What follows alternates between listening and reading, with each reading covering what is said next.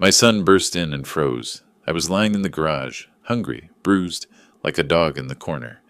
"Dad, what happened to you? Why are you in the garage? You have a pension of $7,000 a month," he exclaimed in shock. Just then my son-in-law rushed out of the house, proudly declaring, "That pension is mine. I'm taking everything." My son took off his watch, and you won't believe what he did next. Before we continue, please subscribe to the channel, and let us know where you are listening in the comments. The cold concrete pressed through the thin mattress into my spine. I opened my eyes to dim light filtering through the garage window, dust particles floating in the single shaft of August sun. 68 years old, 40 years as a Philadelphia firefighter, and I was waking up like a dog in my own garage. My left shoulder throbbed where Wesley had shoved me yesterday. Not hard enough to break anything, he was careful about that, but enough to remind me who was in control. I pushed myself up, joints cracking, and wrapped the scratchy blanket around my shoulders. Through the small window that faced the kitchen, I could see them. Wesley, broad-shouldered and comfortable, sat at my dining table, eating scrambled eggs from my plates. Gertrude beside him, her blonde hair pulled back, eyes fixed on her coffee mug like it held answers she didn't want to find anywhere else. My daughter, my little girl who used to climb into my lap after nightmares, who'd begged me to read just one more story. She wouldn't look toward the garage, hadn't looked at me directly in days. My stomach growled. I'd had 3 crackers yesterday. The water from the garage utility sink tasted like rust, but it filled the emptiness somewhat. I stood slowly, testing my balance, and shuffled toward the kitchen door. My hand reached for the handle. The door opened before I could knock. Wesley filled the frame, 6'2" to my 5'9". His eyes were flat, uninterested. "I just need coffee," I said. My voice came out hoarse. "Just coffee, Wesley." "Garage residents don't get kitchen privileges." He crossed his arms. "That's the rule. You know the rule." I looked past him to Gertrude. She was staring at her plate now, fork pushing egg around in circles. "Gertrude, sweetheart?" She didn't lift her head. "Wesley's right. You should go back, Dad." "Not Daddy. Not Papa. Just Dad," delivered in that flat voice she'd been using for 2 weeks, ever since they'd moved me out here. The formality cut deeper than Wesley's shove had. Wesley's mouth curved into something that wasn't quite a smile. "Oh, and your pension came through yesterday. Don't worry, I'm handling everything just fine." He closed the door. The lock clicked. I stood there for a moment, hands still raised, before turning back toward the mattress. My fingers clenched into fists, then released, clenched again. The anger was there, small but bright, like an ember buried in ash. The flip phone sat on the concrete floor beside my pillow.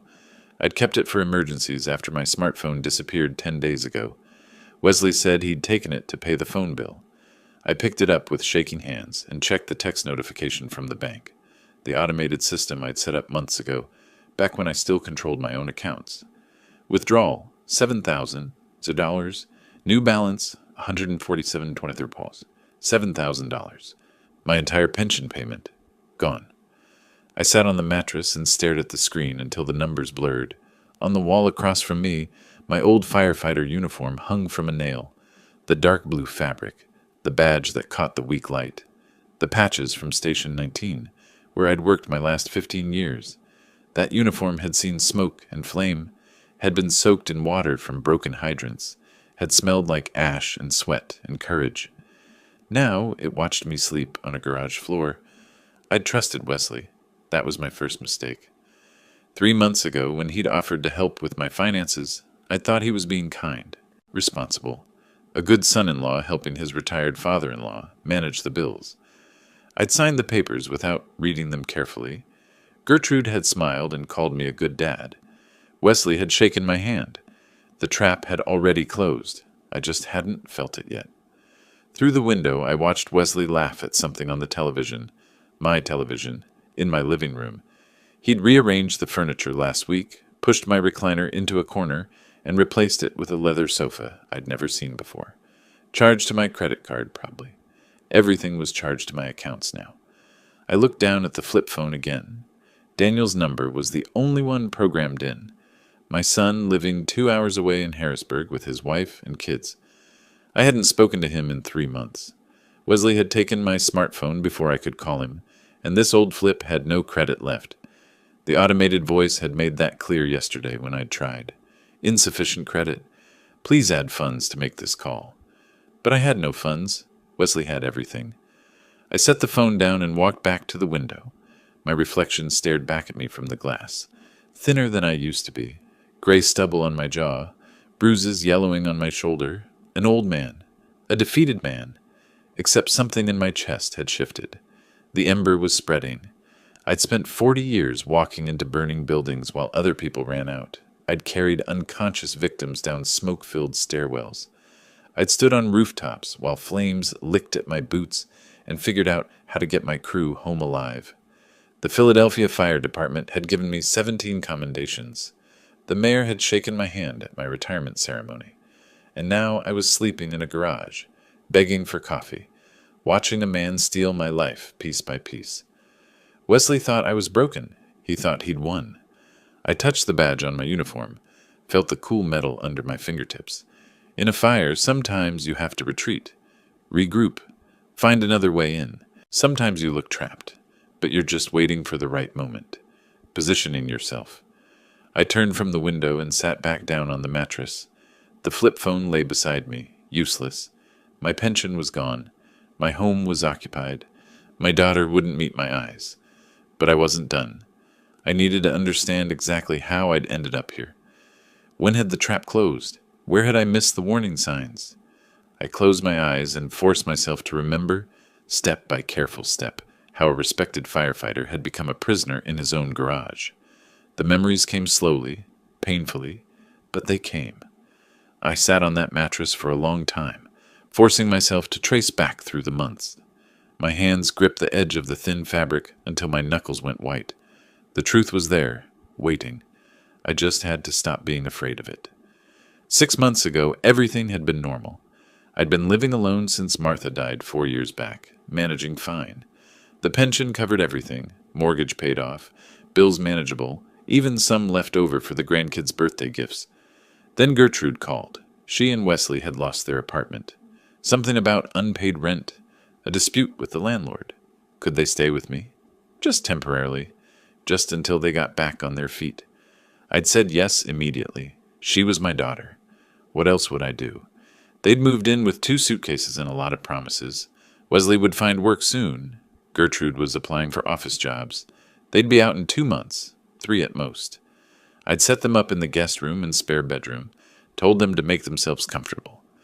Wesley had started talking about finances within a week. The memory came into focus now, sharp as broken glass. 3 months ago, June. We'd been sitting at the kitchen table after dinner. Gertrude was washing dishes, humming something. Wesley had a folder of papers printed from the computer I'd let him use. "Ambrose," he'd said, friendly, helpful. "I've been thinking, you're managing a lot here.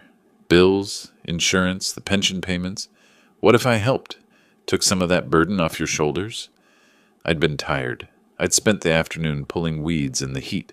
"I appreciate it, Wesley, but I've got it under control." "I know you do." He'd opened the folder. "But what if something happens? What if you get sick or forget a payment? With power of attorney, I can handle everything. You just relax, enjoy retirement." I'd frowned at the papers. Legal language, dense paragraphs. "Power of attorney? That sounds serious." "It's standard. Limited power of attorney, just for banking convenience." He'd clicked a pen, positioned it on the first signature line. "You keep control of everything important." Gertrude had come over then, set a cup of coffee beside me, kissed my cheek. "Dad, Wesley's good with finances. It'll be easier for everyone." "You're sure this is standard? For family helping family?" "Absolutely." Wesley had smiled. "My uncle did the same thing with my grandfather. Made everything smoother." I'd signed. 3 pages, 6 signature lines, initials in 4 places. Wesley had pointed to each spot, and I had signed without reading the fine print. Why would I need to? He was family. The trap was set. For a while, nothing changed. Bills got paid. My pension arrived like always. Wesley said he'd moved everything to a joint account for easier management, but I had access. If I needed cash, I could ask. No problem. 6 weeks passed before I noticed. The memories shifted forward. Late July. I'd been opening mail at the kitchen table, mostly junk, some catalogs.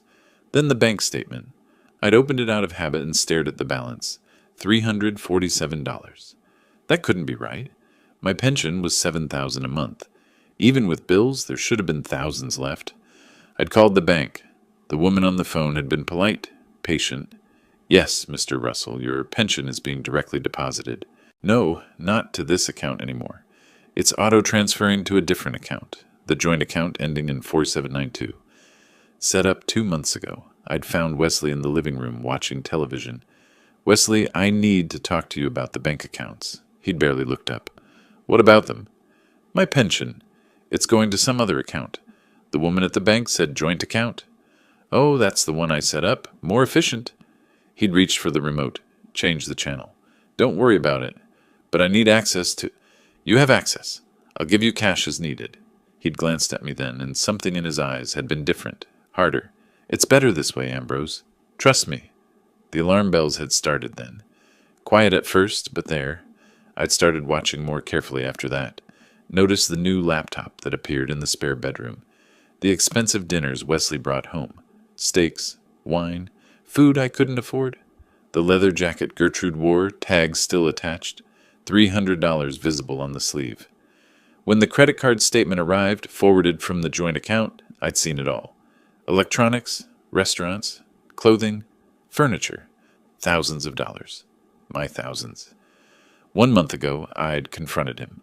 The memory burned now, made my hands shake, even sitting in the garage. I'd waited until Gertrude was at the grocery store.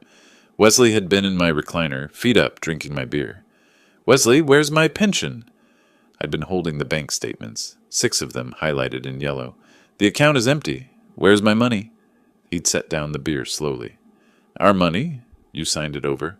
I'm managing it properly. Managing it? You're stealing it. My voice had risen. I never agreed to this.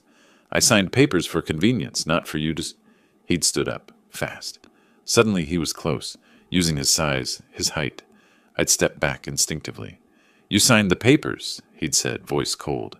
It's legal. Power of attorney means I control the accounts. And if you make trouble, Ambrose, I'll have you declared incompetent. You're old, you're forgetful, you're clearly not capable of managing your own affairs. Nursing home. Think about it. The shove had come then. Not a punch. That would leave marks people would ask about. Just his palm against my chest, hard enough to send me stumbling backward into the wall. My shoulder had hit first, the same shoulder that throbbed now. Gertrude had come home 10 minutes later. She'd seen me holding my shoulder, seen Wesley sitting calmly with his beer. She'd looked at me, looked at Wesley, and said nothing. That's when I'd known. She was complicit. Not forced, not deceived. Complicit. 2 weeks ago, they'd stopped pretending. Wesley had called me into the dining room like I was an employee. Gertrude had been there, silent, hands folded. New arrangement, Wesley had said. You're using too much space in the house. The garage has everything you need. Mattress, sink, toilet. You stay out here unless you have permission to enter. I'd started to protest. He'd cut me off. Your choice, Ambrose. Garage, or I call social services and have you evaluated for senile dementia. Your call. I'd moved my mattress that night, carried it through the kitchen while they watched television. Now, sitting in the August heat with the flip phone dead in my hand, the full picture was clear. Every piece, every step of the trap. For weeks I'd been thinking like a victim. Trapped, helpless, afraid. But victims don't survive burning buildings. Firefighters do. And firefighters don't panic. They plan. They find the exits. They know the structure's weaknesses. They wait for the right moment. I stood and walked to my uniform, touched the badge again. Remembered, in a fire, sometimes you have to retreat to advance. Sometimes you look beaten, but you're positioning yourself for the next move. Wesley thought he'd won, thought I was broken. He was wrong. I looked at my reflection in the garage window. Older, thinner, bruised. But my eyes were different now, harder, clearer. I couldn't call Daniel, not yet. Not without a real phone. But Wesley had given me something valuable. Time. 2 weeks in this garage, watching them through that window. I'd learned their patterns, their routines. When Wesley left for his afternoon walks, when Gertrude took her long baths, where they kept the spare keys, how the house sounded when they slept. I'd learned something else too. I wasn't done fighting. Not even close. The next day, something changed. Something Wesley didn't expect. Friday evening, the garage had that particular quality of silence. Not peaceful, just empty. I sat on the old wooden chair I'd dragged from the corner, watching shadows lengthen through the window. My posture was different now, straighter. The bruise under my left eye had turned yellowish purple, 2 days old from Wesley's accidental elbow. But something inside me had shifted since yesterday's memories. I wasn't just surviving anymore. I was waiting. Then I heard it, the specific rumble of Daniel's Honda Accord, the one with the slightly loose exhaust he kept meaning to fix. My heart seized in my chest. Hope and dread collided like chemical reactions. Not now, not like this. He couldn't see me like this. But the engine cut off, car door slammed. Footsteps on the driveway. Through the small window, I watched the house. Couldn't see the front entrance from here, but I heard the door open. Heard Daniel's voice, warm and unsuspecting. "Hey, anyone home? Where's Dad?" A pause.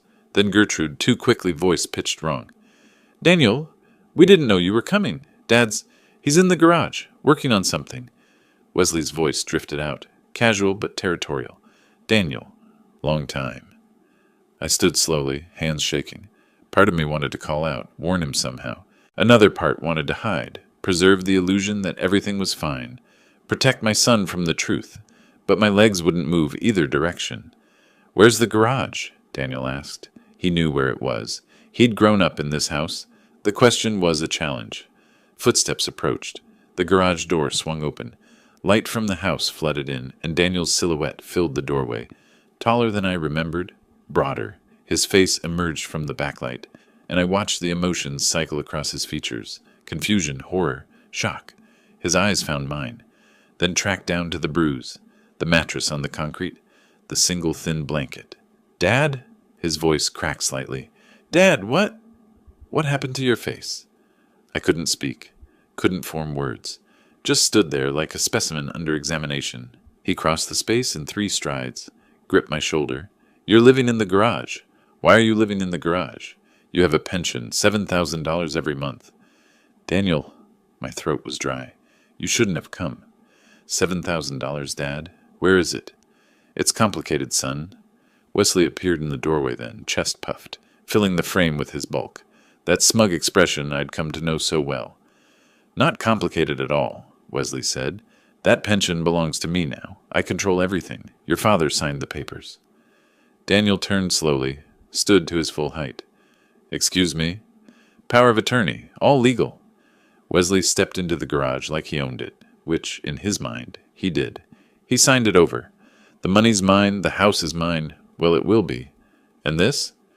He gestured at the mattress, at me. "This is where he lives now. House rules." From the doorway, Gertrude's voice came weakly. "Wesley, maybe we should—" "Shut up, Gertrude." Wesley didn't even look at her. "Your brother needs to understand how things work here." Daniel's jaw tightened. His hand moved to his wrist, to the watch there. An Omega, stainless steel catching the light. I'd seen it before, Christmas 2 years ago. He'd been proud of it. Company gift for hitting targets 3 years running. He unclasped it. The click was loud in the silence. Waited in his palm for a moment, then set it down on the dusty workbench with deliberate precision. "This watch is an Omega," Daniel said, each word measured and cold. "Company gave it to me for hitting targets 3 years running, worth about $8,000. He looked at Wesley. "Take it." Wesley blinked. "What?" "Take the watch, take it, and walk out of this house right now, before I make a phone call you won't like." The watch sat between them on the workbench. $8,000 in stainless steel and craftsmanship, sitting on sawdust and old oil stains. Wesley stared at it, then at Daniel, then at the watch again. His face went through calculations. Greed, suspicion, anger. Behind him, Gertrude had gone pale, one hand pressed to the doorframe for balance. "Take it," Daniel repeated. "Last chance." Wesley's mouth curved into that smile again, the one that said he'd already won. He reached down, lifted the watch, turned it over in his thick hands. "Nice watch," he said, setting it back down.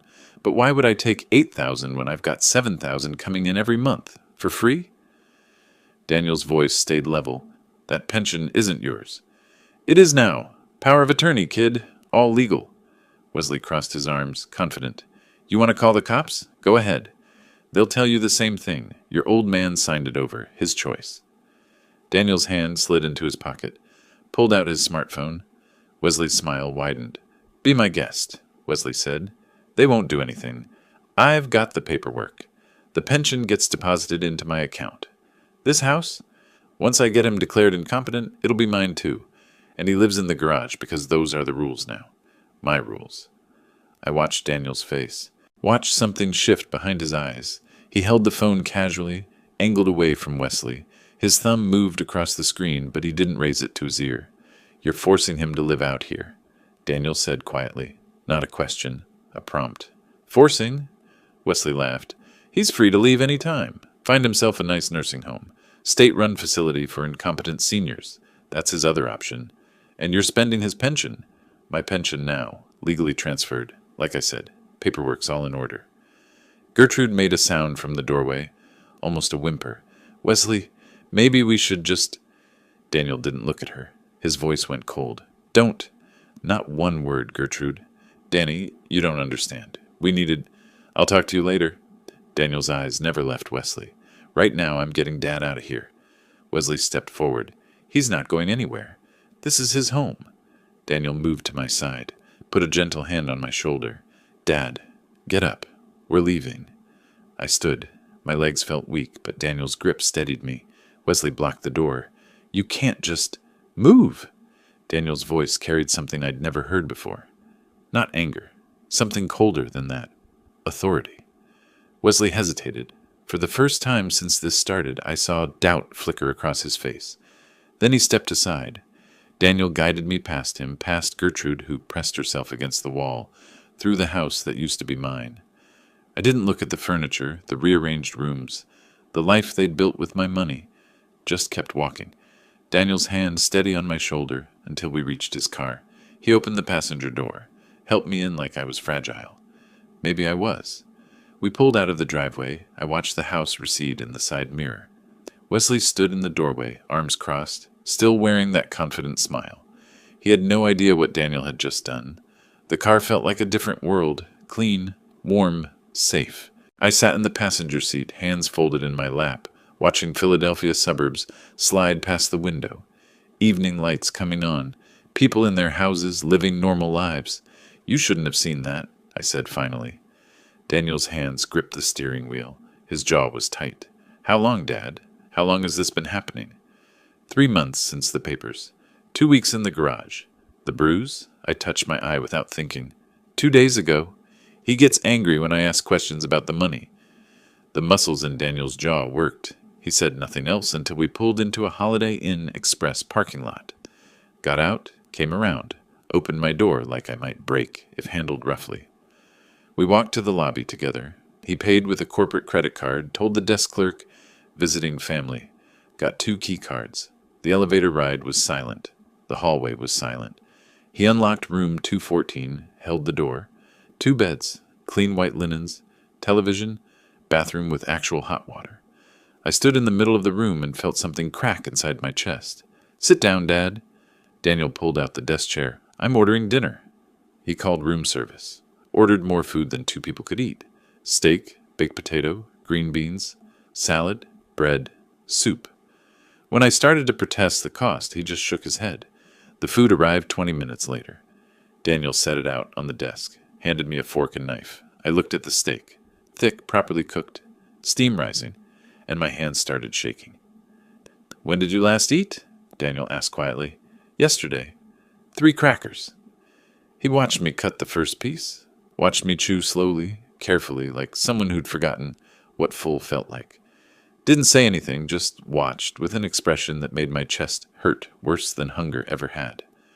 I ate half the steak before I had to stop. My stomach had shrunk. Daniel wrapped the rest, put it in the mini fridge for later. Then he pulled out a legal pad from his laptop bag, clicked a pen, sat across from me with the methodical air of someone starting a project debrief. Tell me everything, he said. From the beginning, when did Wesley first suggest the power of attorney? So I told him. Early May, Wesley's friendly offer. The papers at the kitchen table. Gertrude's encouraging smile. My signature on documents I barely read. Daniel took notes, asked specific questions. Dates, amounts, exact wording of conversations. He approached it like a logistics problem. Gather data, identify patterns, find vulnerabilities. The exact wording, he said. Did Wesley say limited power of attorney? Yes, limited to banking. He said I'd keep control of everything else. But he redirected the pension? All of it. $7,500 a month for 3 months. $22,500. Daniel wrote the number down, circled it. Has he threatened you? Besides the physical nursing home. Says he'll have me declared senile, incompetent. Says I'll die in a state facility. The pen stopped moving. Daniel looked up. Something dangerous flickered behind his eyes, then disappeared back into professional calm. This is elder financial abuse, he said. Pennsylvania has specific laws, and a legal eviction. You own that house, right? Paid off 15 years ago. Deeds in my name. Then he committed a crime. Multiple crimes. I shook my head. He has the legal papers, Daniel. He said, papers obtained under duress aren't valid, and financial exploitation of an elderly person is a felony in Pennsylvania. Daniel flipped to a new page. We need a lawyer, specialized in elder law. I can't afford? I can. He met my eyes. Dad, this is what I do, solve complex logistics problems. This is just another system to analyze, and Wesley made a mistake tonight. What mistake? His mouth curved slightly, not quite a smile. He confessed. Everything. On recording. I stared at him. You recorded him? He pulled out his phone, tapped the screen. Wesley's voice filled the room. That pension belongs to me now. I control everything. Your father signed the papers. The pension gets deposited into my account. This house, once I get him declared incompetent, it'll be mine too. And he lives in the garage because those are the rules now. My rules? Daniel stopped the playback. Pennsylvania is a one-party consent state, completely legal to record conversations you're part of. He confessed to financial control, illegal eviction, physical intimidation. That recording is evidence. For the first time in months, I felt something like hope. We talked until midnight. Daniel made more notes, built timelines, outlined steps, legal consultation, documentation, medical records for the bruises, financial records for the theft, revoke the power of attorney, file charges, protective orders. He broke it down like a project plan. Objectives, resources, timeline, obstacles. Watching him work, I saw the successful man he'd become. Systematic, thorough, unshakable. Finally, exhausted, we both lay down in our separate beds. The room went dark. I heard Daniel breathing in the other bed, awake like I was. Thank you, I said into the darkness. We're going to fix this, Dad. All of it. I believed him. Morning came too soon. Daniel's alarm went off at 6. He showered, packed, checked us out by 7. We stood in the parking lot beside his car, neither quite ready to say goodbye. I have to go back to Boston, he said. Work. But I'll be back Friday, 1 week. I nodded, and I go back to the garage. His face twisted. Dad, you can stay here. I'll pay for the room all week. You don't have to... No. I put a hand on his arm. I go back. If I disappear, Wesley might do something unpredictable. Destroy evidence? Run? But if I'm there in the garage, he'll think he won. He'll think you gave up. You're sure? 40 years in fires taught me something. Sometimes you have to go back into the smoke to get what you need. I'll be okay for 1 week, and I'll be watching him, learning his patterns. Daniel pulled something from his pocket. A phone. Small. Basic. Burner phone. My number's programmed in. If anything happens, anything, you call me. I took it. Where do I hide it? Somewhere he won't think to look. I thought of my firefighter jacket. The inside lining had a small tear. Perfect. Daniel hugged me, held on longer than necessary. 1 week, Dad, I promise. I know. I watched him drive away, stood in that parking lot until his car disappeared around the corner. Then I walked back toward the house, toward the garage. My steps were steady. Wesley and Gertrude were watching from the living room window when I arrived. I saw the curtain move, saw Wesley's face, that satisfied smirk back in place. He thought I'd tried to escape and failed, thought Daniel had abandoned me. He was wrong about both.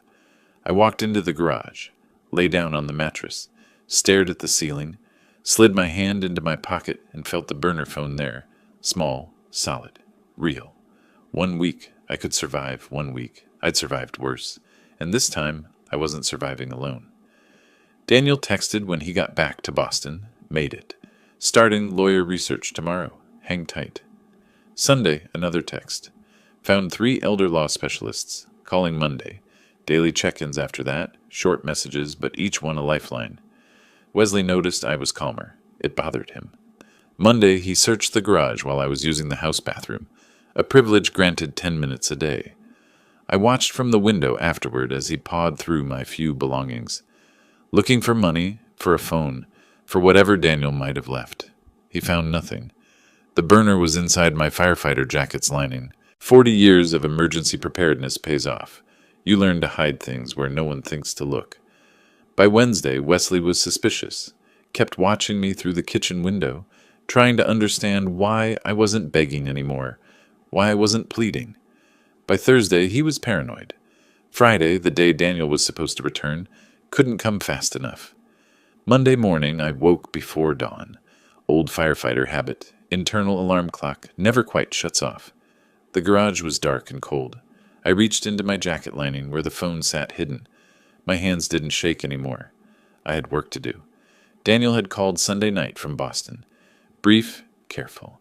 Dad, document everything. Photos, dates, amounts. The lawyer needs evidence. So that's what I did. I photographed the mattress first, then the concrete floor, the lack of insulation, the single blanket that did nothing against the chill, the utility sink with rust stains, the view from my window toward the house where Wesley and Gertrude lived their comfortable life on my money. In a dusty corner, I found an old contractor's notebook, spiral-bound, half the pages still blank. I started writing. May 8th, Wesley suggested power of attorney, said just for convenience. May 10th, signed papers at kitchen table, Gertrude present, reassuring. June 15th, discovered pension redirected to joint account, $75 on $100 missing. The dates came easier than I expected. Firefighter training again. We logged everything, every call, every incident. Turned out financial abuse had the same structure as any other emergency. Timeline, evidence, witnesses. Through the garage window, I watched Tuesday unfold. A delivery truck pulled up around noon. 2 men wrestled a massive box toward the front door. 70-inch television, the logo visible even from my vantage point. Wesley directed them like a homeowner. Proprietary gestures, satisfied smile. I photographed it through the window. Wasn't perfect quality, but good enough. Timestamp, clear image. Later that afternoon, the SUV appeared. Brand new Ford Explorer, gleaming black, temporary dealer tags visible. Wesley and Gertrude walked around it, admiring. He'd bought it without selling the old sedan. Just added a second vehicle to the fleet. My fleet. My pension money. $28,000 of my retirement. And counting. I took more photos. The SUV from multiple angles. Wesley loading grocery bags from the trunk. Expensive whiskey bottles visible. Premium labels I recognized from my own better days. Tuesday night, Daniel called. The lawyer's name is Sandra Mitchell. Specializes in elder law. We're meeting Wednesday at 3. Coffee shop on Broad Street. That little independent place near the library. Can you get there? I'll tell Wesley I'm taking a walk. Be careful, Dad. Wednesday morning, Wesley was watching me. I felt his eyes through the kitchen window as I sat on the garage chair, pretending to read an old magazine I'd found. Around 2, I stood, stretched, made a show of needing movement. Going for a walk, I called toward the house. Get some air. No response, just that feeling of being watched. I walked 6 blocks to the coffee shop. The world outside my garage felt strange. Normal people doing normal things. Buying coffee, laughing at phones, living lives that didn't include sleeping on concrete floors. Daniel was already there, corner booth. The woman beside him was mid-50s, professional gray suit, leather briefcase on the table. She stood when I approached, extended her hand. Mr. Russell, I'm Sandra Mitchell. Daniel's told me about your situation. Before we begin, I need to hear it directly from you. Everything that's happened. I sat, took a breath. Where do I start? Start with the power of attorney. When did Wesley first mention it? So I told her. The whole timeline. The friendly offer that became a trap. The papers I signed without reading carefully enough. The gradual theft of my pension, my autonomy, my home. The physical intimidation. The garage. Sandra took notes, quick shorthand, occasionally stopping me to clarify dates or amounts.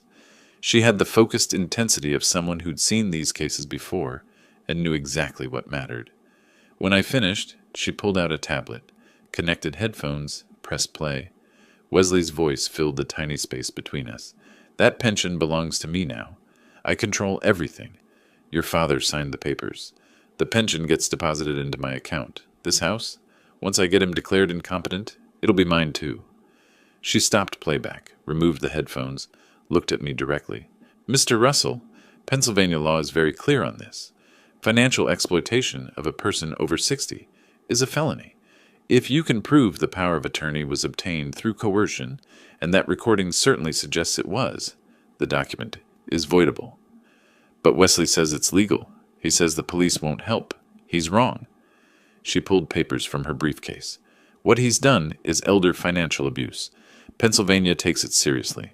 Additionally, evicting you from your own home, that's illegal detention and property theft. She paused. So we can stop him, but more importantly, we can charge him. Criminally. The word hung in the air. Criminally. Daniel leaned forward. Tell her about your documentation, Dad. I showed her the notebook, the timeline, the amounts, the specific dates and incidents.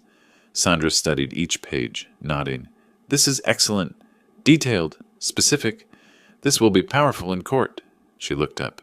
You were a firefighter? 40 years. Philadelphia Fire Department. That training is saving you now. She scrolled through the photos on the burner phone Daniel had shown her. These images, your living conditions, clear evidence, combined with the recording. She set down the phone. Mr. Russell, we have a strong case, but we need one more thing. What? Medical documentation. The bruises, the weight loss. We need a doctor to examine and document them officially. Can you do that? When? Tomorrow, if possible. The fresher the documentation, the better. We talked for another hour. Sandra outlined the legal process.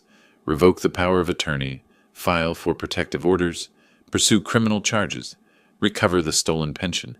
Each step precise, methodical, achievable. I'd spent 3 months feeling helpless.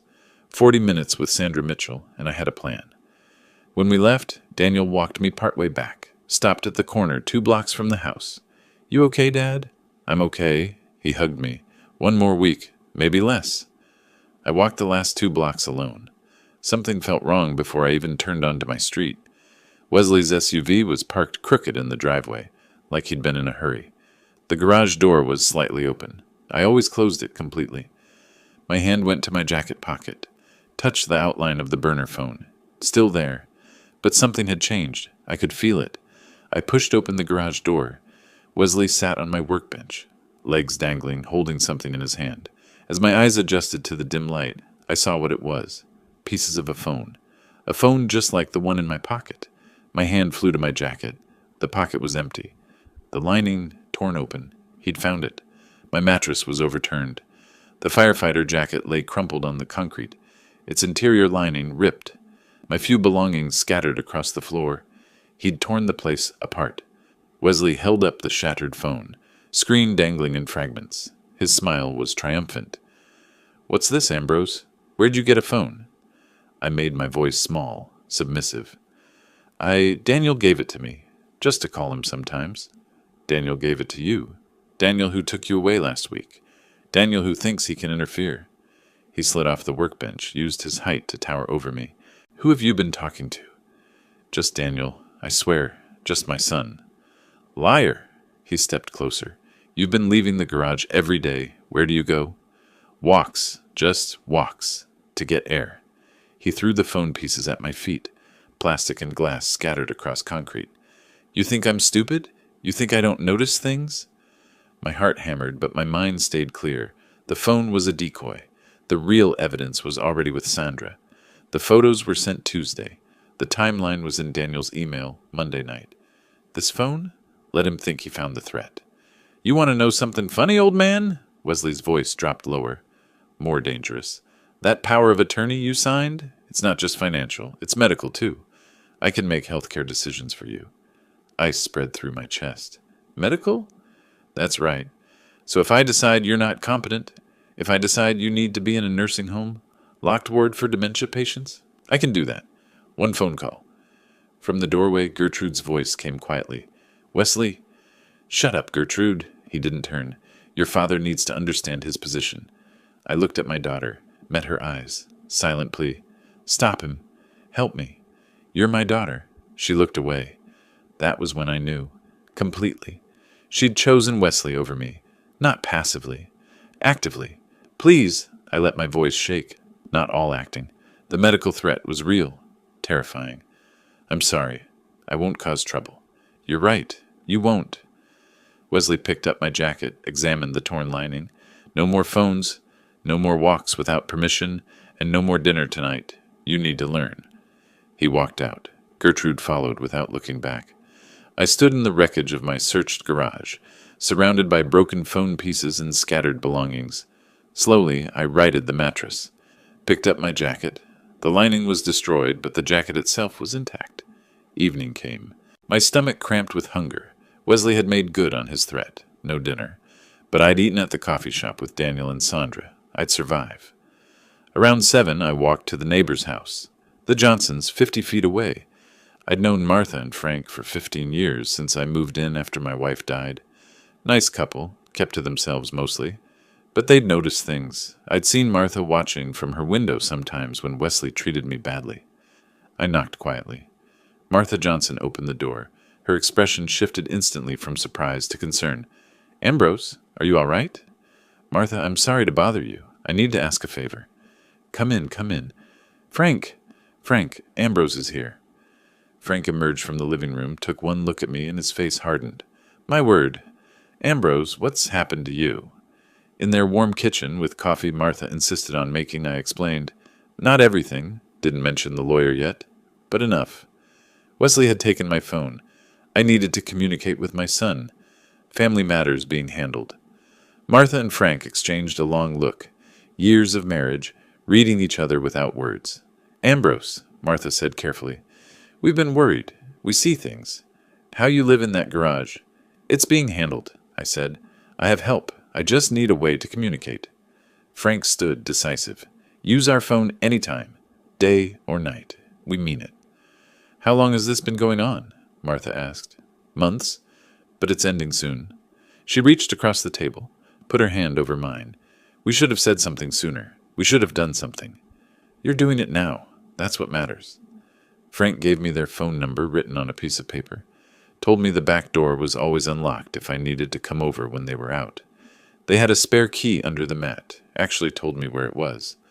I walked back to my garage, feeling less alone than I had in months. That night, from the Johnsons' house, I called Daniel. Told him about the phone Wesley found. He laughed. Actually laughed. Dad, that phone was backup. Everything's already with Sandra. He found nothing important. He has medical power of attorney. He threatened nursing home. Daniel's voice went cold.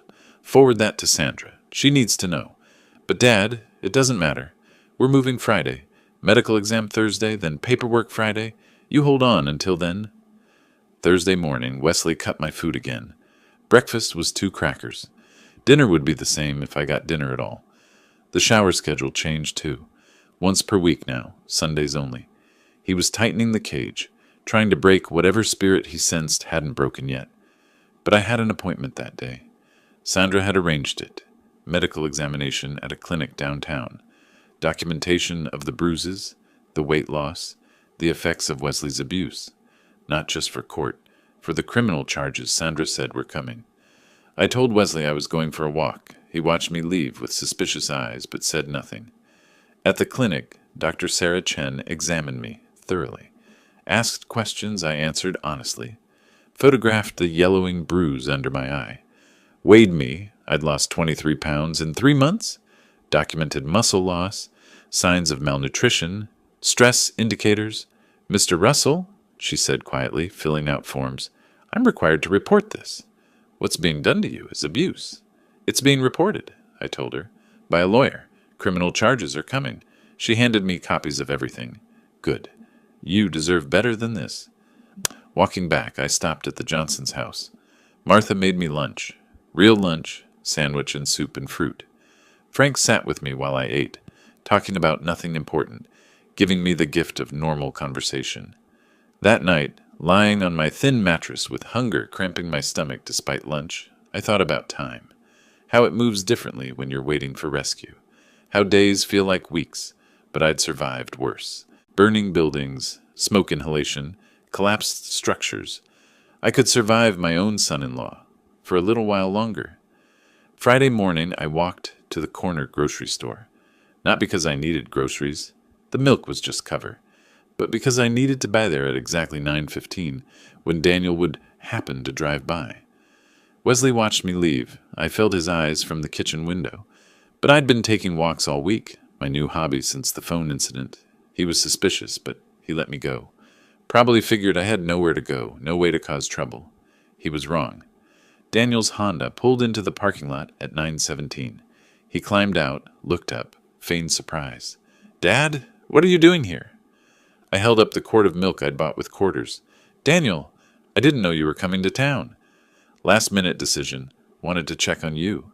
His eyes found mine. Dropped to the milk. Understood everything. "Let me buy you breakfast. Real breakfast. We need to talk." 20 minutes later, we were at the medical clinic.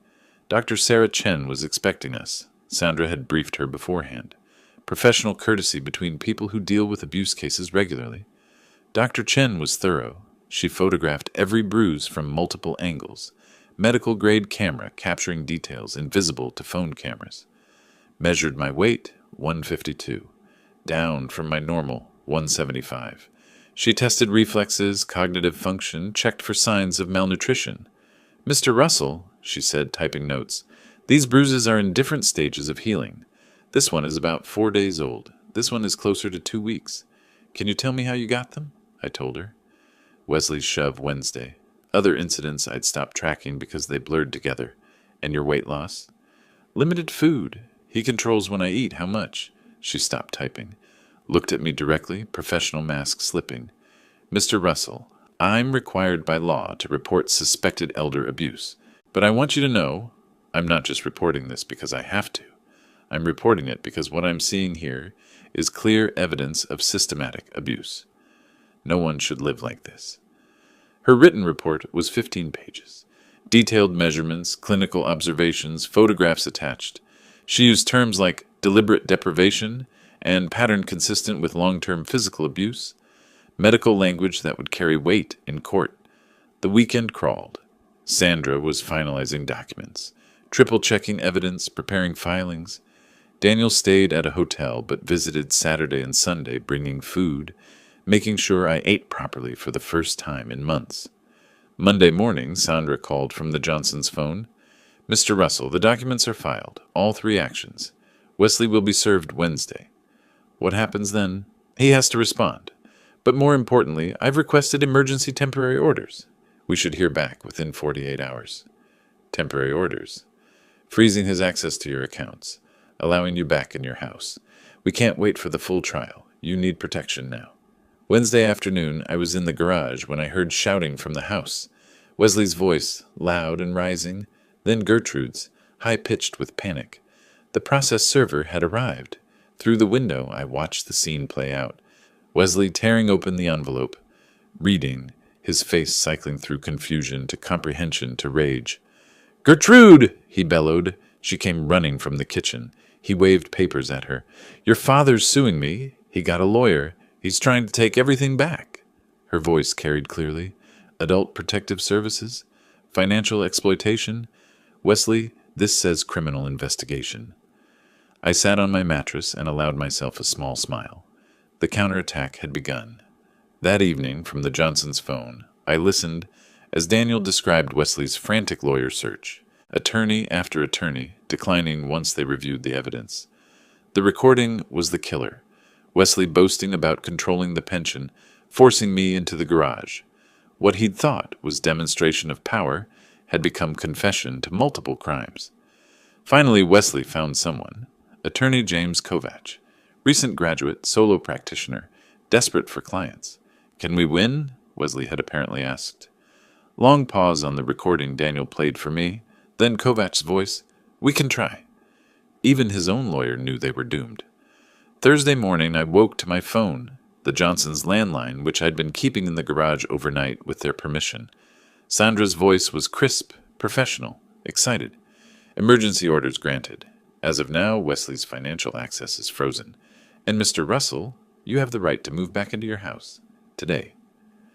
I sat on the thin mattress one last time, looked around the garage that had been my prison for 3 weeks, the concrete floor, the single bulb, the window through which I'd watched my life being stolen. Then I stood, gathered my few possessions into a plastic bag, and walked to the front door. Wesley was in the living room, watching. I'm moving back inside, I said. Guest bedroom. He stood. You can't just... I held up the printed court order Daniel had emailed to the Johnsons. Court order says I can. Section 2, paragraph 3. Read it if you want. His voice went dangerous. You're making a mistake, old man. I met his eyes. No fear anymore, just cold certainty. The only mistake I made was trusting you. That won't happen again. I walked past him to the guest bedroom, closed the door, turned the lock. The click of that lock was the sweetest sound I'd heard in months. Thursday morning, 10:15, Teresa Williams pulled into the driveway in a county vehicle marked Adult Protective Services. I watched from my new window, the guest bedroom window, not the garage, as Wesley straightened his shirt, arranged his face into a welcoming expression, and opened the front door before she could knock. Good morning. You must be Ms. Williams. Welcome, welcome. We're so glad you're here to clear up this misunderstanding. I'd seen enough performances in my firefighting career, people lying to investigators after arson, claiming electrical fires when they'd torched their own businesses for insurance. Wesley sounded exactly like that. Too helpful, too smooth. Teresa Williams, carrying a tablet and professional camera, didn't smile back. I'm Teresa Williams from Adult Protective Services. We received a complaint regarding the living situation here. I need to interview everyone in the household and inspect the premises. Gertrude appeared, nervous energy radiating. Can I get you coffee? Water? We want to help however we can. Teresa ignored the hospitality offer. Let's begin with the garage. I understand Mr. Russell has been staying there? Wesley's performance stumbled. He wanted privacy, independence. We offered him a bedroom, but he preferred... Show me. They walked to the garage. I stayed in my room, listening through the wall. Heard Teresa's camera clicking. Heard her voice, cool and professional. There's no heat source, no bathroom, one mattress on concrete. You expect me to believe a 68-year-old man chose this over a bedroom in the house? He's stubborn. You know how elderly people can be. I know how elder abuse presents, Mr. Matthews, and this looks exactly like it. The kitchen table interview came next. Wesley and Gertrude were sent to the living room. Teresa knocked on my door. Mr. Russell, I need to speak with you privately. We sat across from each other. She set her tablet between us, started recording. Mr. Russell, I need you to be completely honest with me. Are you afraid of Wesley? Yes. Has he physically harmed you? Yes, multiple times. The most recent was last week. I touched the fading bruise under my eye. There have been others. Did you choose to live in the garage? No. He forced me out there 3 weeks ago. Said it was the new rule. I own this house. Paid it off 15 years ago. But he has power of attorney. He controls my pension. He controls everything. I paused. Controlled. Past tense now. She wrote rapidly. The power of attorney. Did you sign it willingly? He pressured me. Threatened to put me in a nursing home if I didn't cooperate. I was afraid. 20 minutes of questions. I answered each one with facts, dates, specific incidents. No embellishment necessary. The truth was damning enough. After my interview, Teresa spoke with Wesley and Gertrude separately. Their stories were too coordinated, too rehearsed. I heard fragments through the walls, phrases that sounded scripted, explanations that contradicted my timeline. Then Teresa left, walked next door to the Johnsons. She was there for 45 minutes. When she came back, her professional mask had cracks in it, controlled anger simmering beneath. She took more photographs of the garage, measurements, notes. Then she left without saying goodbye to Wesley. Friday morning, the temporary orders arrived. Daniel called me on the Johnsons' phone, excited. "Dad, check your email. Sandra sent you the court order." I was at the Johnsons' computer, read the document slowly. Wesley Matthews is hereby enjoined from accessing any financial accounts belonging to Ambrose Russell. Does that mean? It means he can't touch your money, not a dollar. And look at Section 2. Ambrose Russell is granted immediate right to reside in his primary residence. I was already inside, but the order made it official, legal, uncontestable. What about Wesley? He can't stop you. If he tries, he's in contempt of court. That evening, Gertrude knocked on my door. Her face was blotchy from crying. "Dad, can we talk?" "What do you want, Gertrude? How could you do this? We're your family. We took you in when—" I opened the door wider, looked at my daughter, this woman who'd watched her husband abuse me for months, and said nothing. "You took me in? This is my house, Gertrude. I own it, and you didn't take me in. You stole from me, starved me, and forced me to sleep in a garage. It wasn't like that. Wesley was just trying to help manage things. Family doesn't do what you did. Family doesn't stand by while their father is abused. You made your choice, Gertrude. You chose him over me. Now live with that choice. I'm still your daughter." I closed the door. "Then you should have acted like it." The weekend passed in cold silence. Wesley barely left his room. Gertrude cried through the walls. I stayed in the guest room, door locked, eating food Daniel brought, regaining strength. Sandra called Sunday afternoon. The final hearing is Friday. 1 week. Judge Morrison will hear both sides and make permanent rulings on the power of attorney, financial restitution, and housing. The APS report will be part of the record. What about criminal charges? Teresa's recommending prosecution. The district attorney will decide after the civil hearing. Monday, Tuesday, Wednesday. Each day crept toward Friday.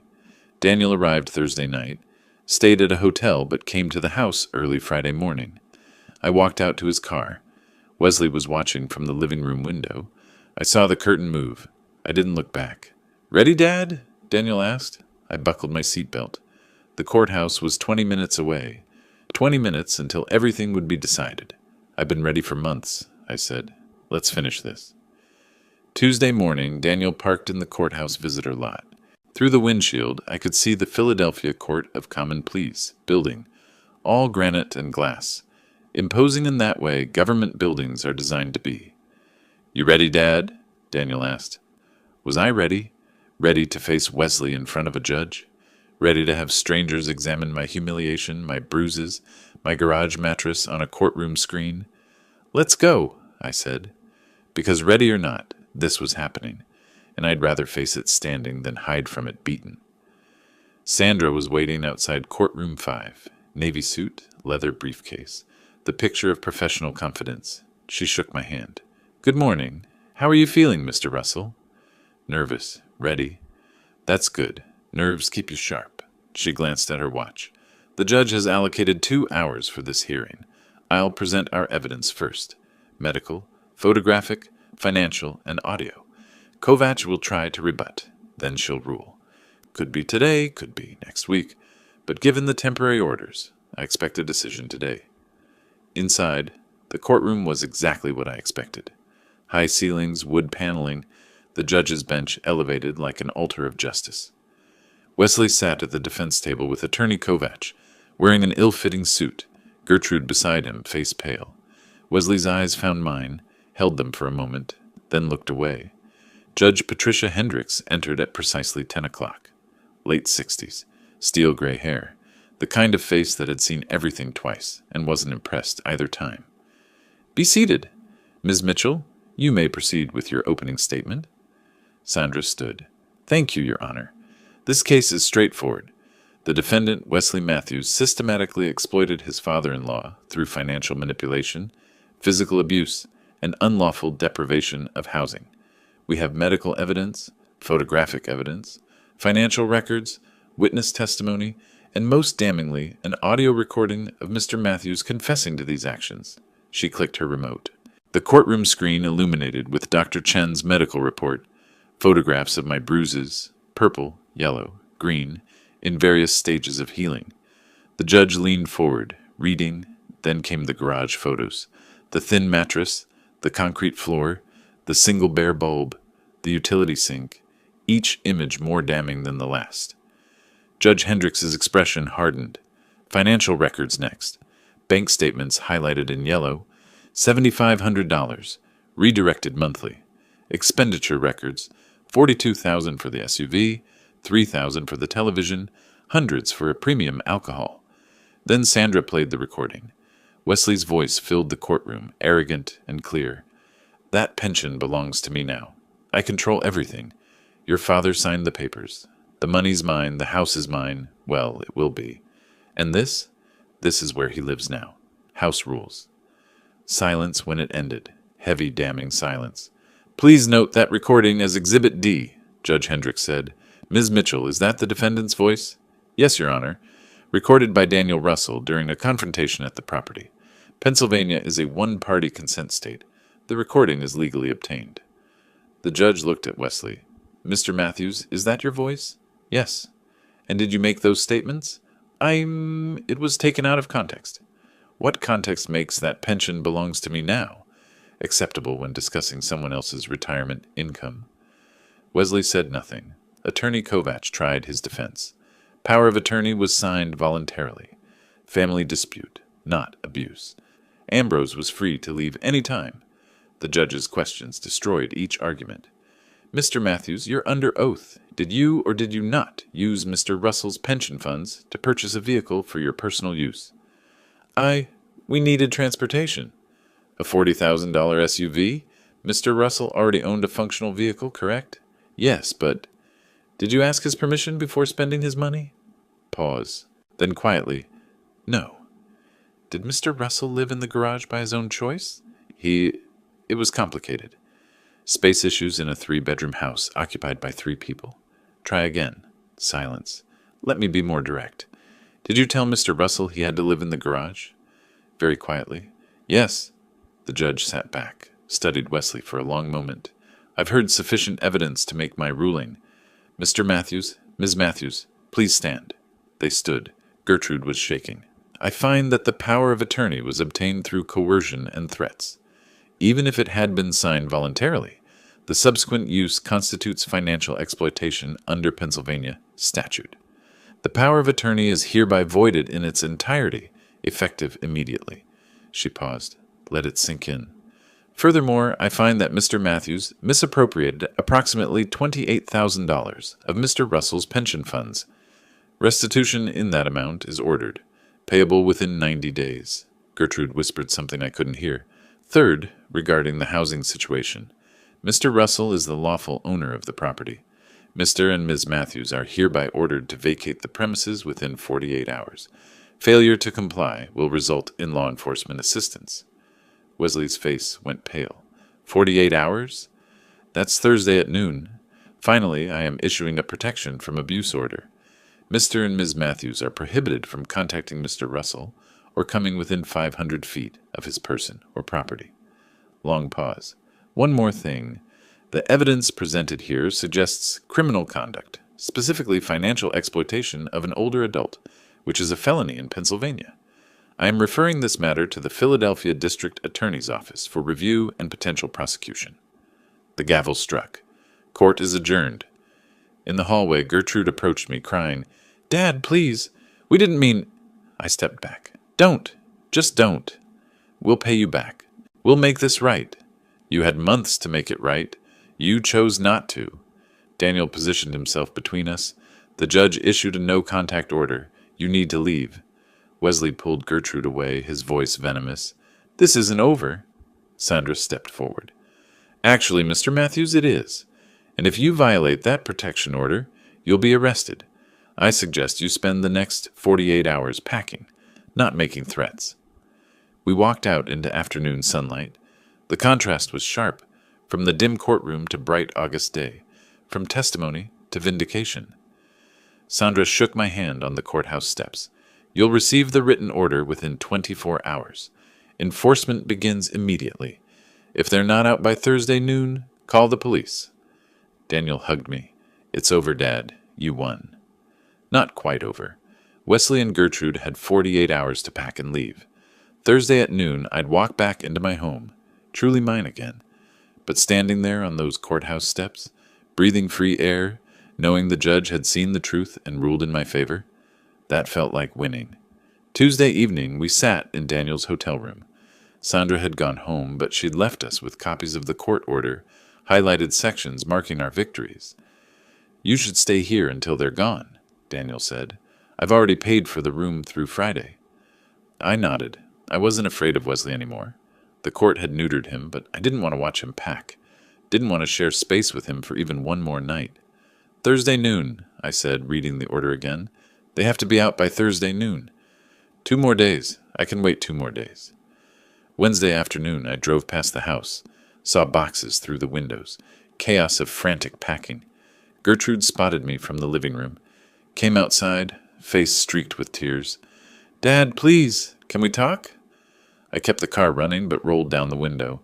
"What is there to say, Gertrude?" "I'm sorry. I know I should have stopped him. I should have protected you." "You're right. You should have.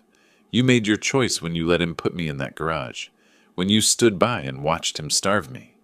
I was scared. Wesley, he controlled everything. I didn't know how to. I was scared too. I was 68 years old, being beaten and starved, and you're my daughter. You should have helped me. "I know. I'm so sorry." "I love you, Gertrude. You're still my daughter. But the trust is broken. Maybe someday we can repair it. But right now, I need you to leave my house and let me heal." She sobbed. "I understand. Goodbye, Gertrude." I drove away without looking back. Thursday at 11:45, Daniel and I stood in the driveway.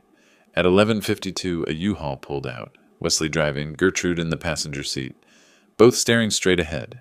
The truck disappeared around the corner. Silence. Then I walked to the front door. My door. Inserted my key. Stepped inside. The house was empty of their presence. Keys on the kitchen counter. Rooms cleared. The silence was different now. Not oppressive, but peaceful. "Welcome home, Dad," Daniel said behind me. Friday became Restoration Day. The locksmith arrived at 9. Changed every lock. Front door, back door, garage, basement. I pocketed the new keys. "The old keys are useless now," the locksmith confirmed. "Good," I said. "I want him to have nothing that works here anymore." At the bank, the manager closed my old accounts, opened new ones with 2-factor authentication. Even if Mr. Matthews tried to present the old power of attorney, our system would flag it immediately. "It's really over then," I said, "from a banking perspective?" "Yes, sir. Your money is yours again." Security cameras came next. Front door, back door, motion sensors. The technician showed me the monitoring app on my phone. "You can see who's at your door before you answer," he explained. Layer by layer, I reclaimed control. Physical security, financial security, peace of mind. Saturday morning, the Johnsons arrived with a still warm apple pie. "Welcome home, Ambrose," Frank said. "Properly home." "Thank you. For the pie and for everything. For testifying. For letting me use your phone. For caring." "We should have done more sooner," Martha said. "You did enough. You did what mattered." We sat in my living room again, sharing coffee and pie, talking about normal things, weather, neighborhood gossip, the upcoming block party, normal conversation, a gift I hadn't realized I'd lost until I had it back. After they left, Daniel and I sat together in comfortable silence. I held my coffee in my favorite mug, the one I'd retrieved from the back of the cabinet where Gertrude had hidden it. On the mantel, an old family photo. My late wife, young Gertrude, teenage Daniel, all smiling, all together. A family that no longer existed in that form, but whose love still shaped who I'd become. "How are you feeling, Dad? Really?" "Tired, relieved, strange." "Strange how?" "I'm in my own house, drinking coffee from my own cup, sitting in my own chair. Things that were normal 6 months ago feel like luxuries now. They should never have been taken from you. No, they shouldn't have." I paused. "You know what I keep thinking about? 40 years I spent running into burning buildings, saving people, and I never thought that someday I'd need to save myself from my own family. But you did save yourself. You fought back. You won." "I did, with your help." I looked at him. "What you did, Coming when you did, believing me, finding Sandra. I couldn't have done it alone. You shouldn't have had to do it at all. But I'm proud of you, Dad. Standing up to Wesley, gathering evidence, going through that hearing, that took courage. I smiled slightly. Even at 68, you can still be strong. You can still fight. You can still win. What's next for you? Living. Just living. In my house. With my pension. On my terms. That's enough? 1 month later, the mail brought news. First, a formal notification. Wesley Matthews charged with felony financial exploitation, facing 2 to 4 years in prison. Second, a handwritten letter. Gertrude's careful script. Dear Dad, I know this letter can't fix what I did. I know sorry isn't enough, but I need you to know. I cooperated with the prosecutors. I told them everything. They offered me probation if I testified against Wesley, and I took it. Wesley's facing prison now. I'm ashamed it took losing everything to see what he was. What I let him do to you, I don't expect forgiveness. I don't deserve it. But I hope someday, maybe years from now, we might talk again. I love you, Dad. I always did. Gertrude. I read it twice, then folded it carefully and placed it in my desk drawer. Not thrown away, not answered yet, just saved. For later, for someday, for when I was ready. Maybe we'd talk again. Maybe we wouldn't. I'd decide on my own timeline. That evening I sat in my living room as the sun set, my house, my chair, my life. Outside, the Johnsons were working in their garden. A couple walked their dog past my driveway. Normal suburban evening. I'd spent 3 months in that garage. 3 months afraid, hungry, humiliated. But I'd survived. More than survived. I'd fought back and won. The pension was mine. The house was mine. The dignity was mine. And sitting there in the peaceful silence of my restored life, that was everything. If you like this story, please like this video, subscribe to the channel, and share your impressions of this story in the comments. To listen to the next story, click on the box on the left. Thank you for watching.